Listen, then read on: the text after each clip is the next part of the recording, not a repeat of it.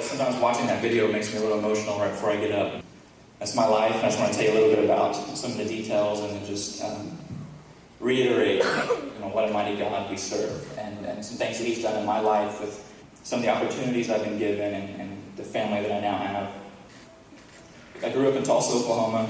Things were pretty normal to me. My best friend, my brother Michael, at this time I was 5 and he was 8. We did everything together. He let me tag along everywhere we go, and he's just the best friend I could have. And my parents were going through some hard times.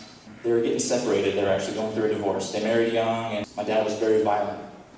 He was an alcoholic. He did different drugs, but for the most part, he drank a lot, and he was very physical, very abusive.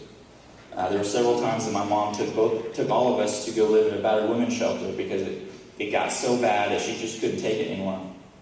But as a lot of women do in cases of domestic violence, she kept taking him back, thinking that he would change. We had family members that would beg my mom not to take him back. I think she was scared to be on her own with us kids, so she kept giving him another chance. That night, my dad came over. He begged my mom to give him another chance, and we were used to seeing fights. That's kind of how I thought relationships were. The fight would end with someone getting hurt. And so it wasn't new to me and my brother. So we went off to bed. My parents started arguing. They argued well into the night. The fight got heated, and it ended up in the bedroom. It would be the last time that my dad laid his hands on my mom, but he started to choke her. And he ended by throwing her on the bed and suffocating her with a pillow. And then he went to his closet, grabbed his .38, came into our room. We didn't share rooms, but for some reason that night, me and my brother were sleeping in the same room. Stuck the gun point blank to the back of my brother's head and pulled the trigger. Turned to the other side of the room, stuck the gun right here, and pulled the trigger. But he eventually went to the living room, sat in his chair, and took his own life. They estimated about 18 hours before we were discovered. What happened is my aunt and my mother work at the same place. And then when she didn't show up for work, my aunt got concerned and eventually drove over to our house. She was immediately worried because she saw both cars were in the driveway, and she had already been calling several times. She went to the front door. Of course, there was no answer. She went around the back. The curtains were open, so she could see my dad in the living room, and she flipped out. Called the police. The paramedics came. They looked around. They cased the scene. It had been about 18 hours since this had happened. They pronounced all of us dead. And they started doing their reports. They started packing up to leave. Everything's, there's nothing else to see. Everything's over.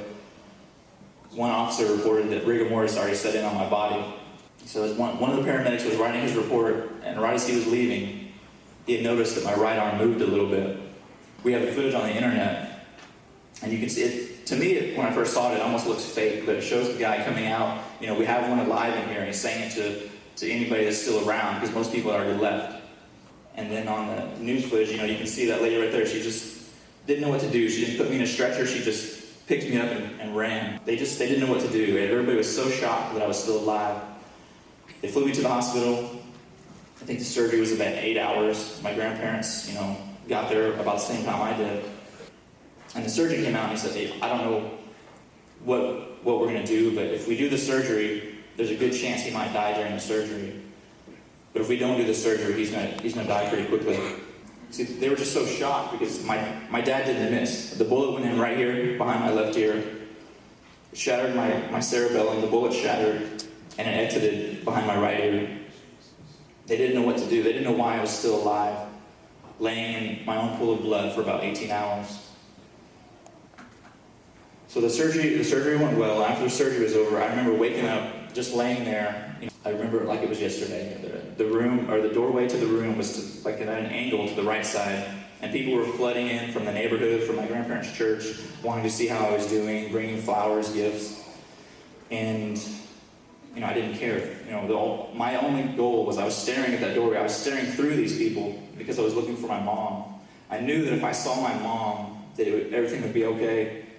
Because I'm laying here, I have no strength, I can't talk to ask any questions, and I don't know what's going on. I woke up in this hospital bed, bandaged up, and my grandparents are sitting over here to the right, and I don't know what is going on. It's killing me inside. And I'm staring, looking for my mother to walk through that door when she never did. And that's when I realized I was by myself. In the back of my mind, I knew that my grandparents would be there to take care of me. But it wasn't the same, you know. I wanted my mom. I wanted my brother to walk through that door to tell me that it's going to be all right. And it never happened. And it just slowly killed me inside. My grandparents got guardianship of me, and the state told them that I can't handle this kind of information. I'm too young. I'm 5 years old. That's too much information for me. So for the longest time, I was led to believe that I was in a car accident, and I was the only one that survived. And I was already a shy, timid kid from my dad being so abusive that, I was fine with that. I didn't ask any more questions. My grandparents were scared to give me too much information. So that was kind of where it was left. And I just tried to deal with the fact that I survived a car accident. They got me back in school. They made me switch schools because my brother was pretty popular. So I moved across town to Broken Arrow, Oklahoma. That's when it started. I just had to try to figure things out on my own because I felt so alone.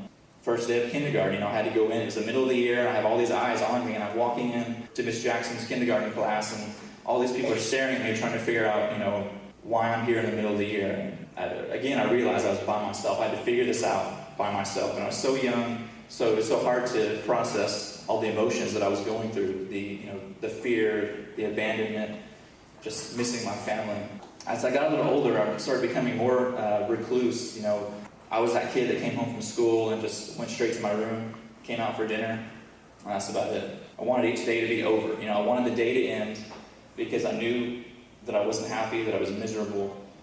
And, it was such a shame that I was so young to feel that way. And eventually, as I got a little older, it was depression and suicidal because I didn't know what was going on. And, kids are smart, so I eventually started figuring out some details from extended family and people that were bitter about certain things that happened.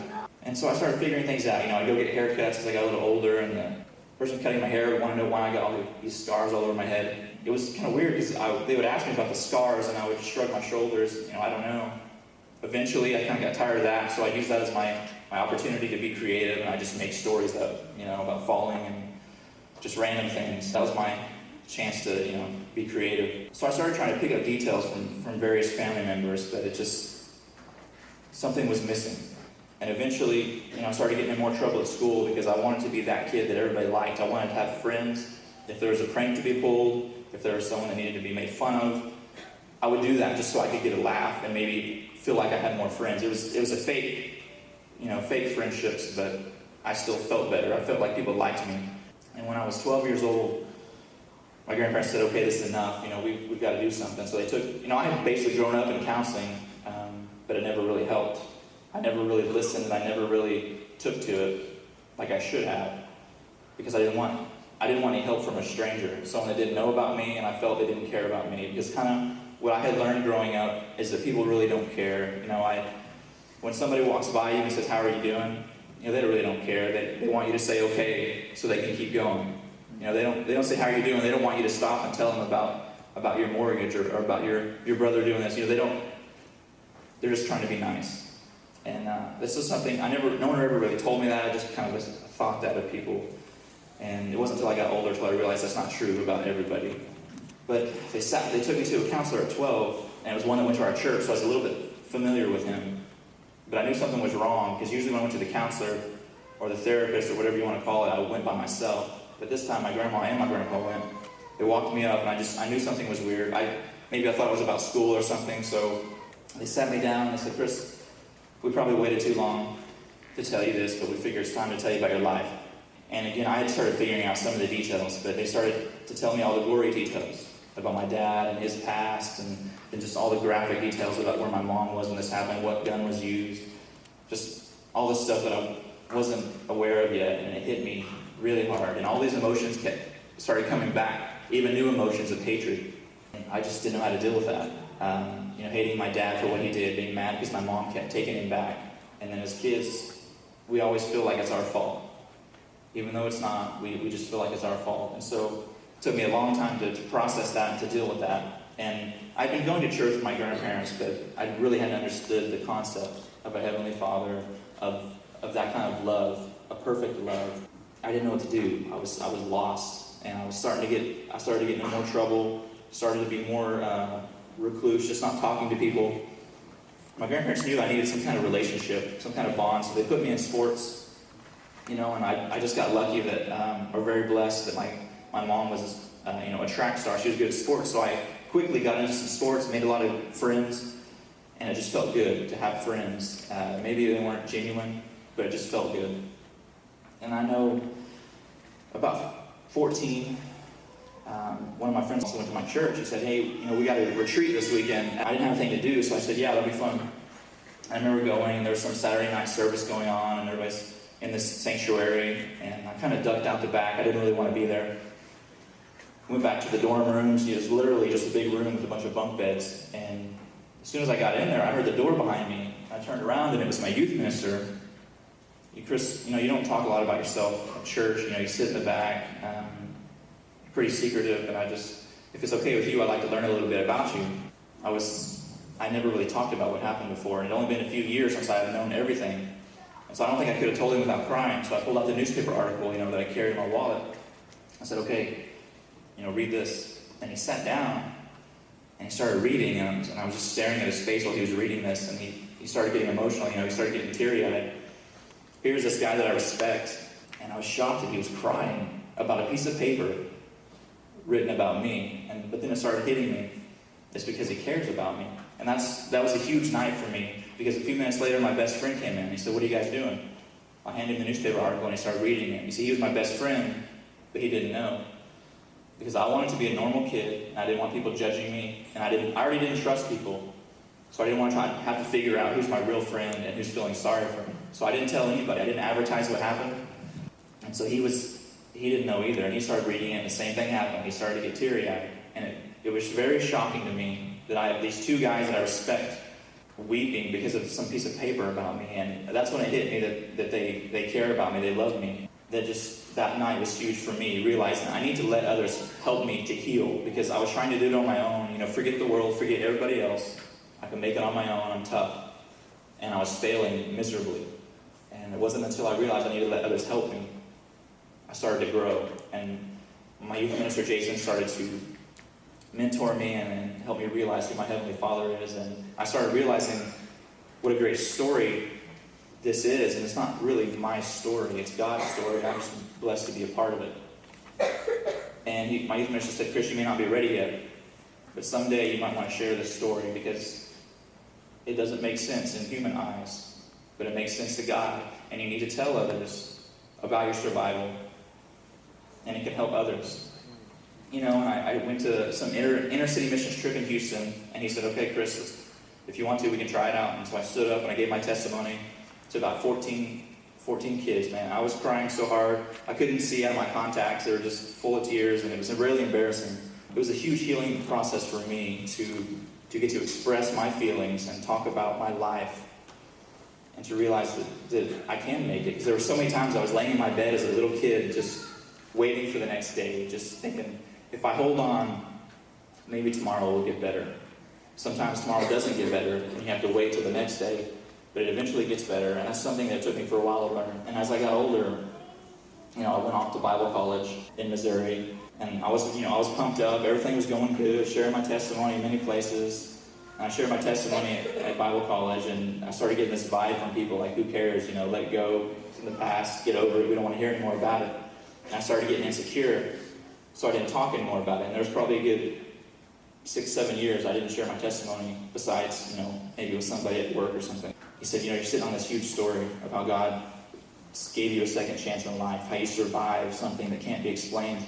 You've got to let others know. Who am I to deny an opportunity that God provides? But one thing I try to express when I go speak is the idea of forgiveness. With my family now, it's my son Dylan, my wife Crystal, and that's our little dog. They're a huge blessing to me. They help keep me going when I feel like I can't go anymore. They help remind me that God will always take care of us, that I could move on. Because for so long I hated my dad for what he did, and it took me, and when I was younger, people were, pointing their fingers at me. You've got to forgive your dad. It says in the Bible, you've got to do it, you've got to do it. And I was getting scared that I might, go to hell if it takes me too long to forgive my dad. And so I was getting scared, so I read up. I was worried about this timeline. What if it takes me too long? So it took me a long time to forgive my dad for what he did. But once I did, it's like this huge weight lifted off my shoulders, And it's like a percentage in our heart. If there's a part of my heart that's reserved for hating my dad, then I can't use 100% of my heart to love God, to love my family. Yes. And I'm cheating God Yes. if I spend my time hating others. If something happens at work and I hold that in and I have a grudge for my coworker or someone at school or someone at church that wrongs me, that's not fair to me. That's not fair to my family to hold hatred in my heart. You know, I look at my son's face and I don't understand how anybody could do that. Anybody could do that to a kid. I wasn't yelling at my dad. I wasn't cussing him out. I was sleeping in my bed, just long curly hair, and he just said, "I give up on you." And that's something that God will never do to me, and I'm very blessed to be a part of that. So that's my stress. If you're holding hatred in your heart for somebody, you just give it to God, because He can handle it. He's bigger than we will ever know. And it's been an honor to be here. There's so many things that I love to talk about, so many aspects, but I just want to stress to you, life is hard, but God is good. And He's done so much for our family. And my family wanted to be here, but right now we're working on another little ministry. We just got 3 foster kids. And so things are kind of crazy. So if I look tired, and it's been a lot of sleepless nights, but it's a great ministry to show these kids God's love. They may have not seen it before, and I've heard some of the stories of things that have happened to these little kids, and no one's shown them love before. So that's what we're trying to do, and we serve an amazing God. And sometimes when times get so hard, we believe that we can't go on. And I didn't find this out until a few years earlier, actually. It seems like every time I go back to my hometown, I find out more details about my past. It's very interesting. I was talking to my grandpa, and he had a coroner's report that he kept, and this is indicated by the trail of blood. But I didn't give up after I got shot. If I would have, they wouldn't have found me. If I would have stayed in my bed, they wouldn't have saw that I moved. After I was shot, my dad went into the living room and killed himself. I crawled over to my brother, and I saw that he wasn't awake. So then I turned to crawl towards my mom's room, because I knew that she could help me. And that's where my body just couldn't go anymore. I lost so much blood. So I collapsed right before I reached the hallway. And that's where they found me the next day. But I just couldn't give up. I had to keep fighting. And I firmly believe that Jesus had His hands on me that night. And I was saying, hold on, this is waiting. Somebody will come for you.